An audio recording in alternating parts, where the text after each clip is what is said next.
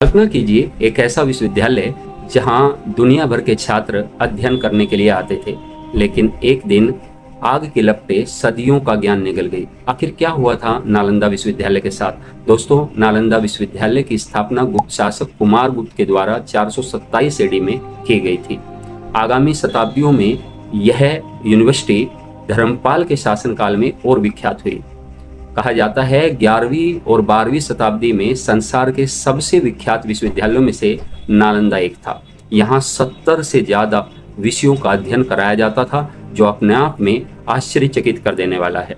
नालंदा विश्वविद्यालय में भारत ही नहीं बल्कि विदेशों के छात्र जैसे चाइना, जापान, कोरिया, इंडोनेशिया और श्रीलंका इत्यादि देशों से भी अध्ययन के लिए आते थे। नालंदा विश्वविद्यालय में एक पुस्तकालय जिसका नाम धर्मगंज था भी स्थित था, जिसमें हजारों बेशकीमती ग्रंथ स्थित थे।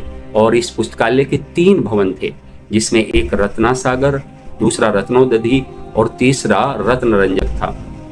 लेकिन 12वीं शताब्दी के अंत में नालंदा विश्वविद्यालय को किसी की नज़र लग गई और एक क्रूर आक्रमणकारी जिसका नाम बख्तियार खिलजी था, उसने नालंदा को तहस नहस करने की योजना बनाई।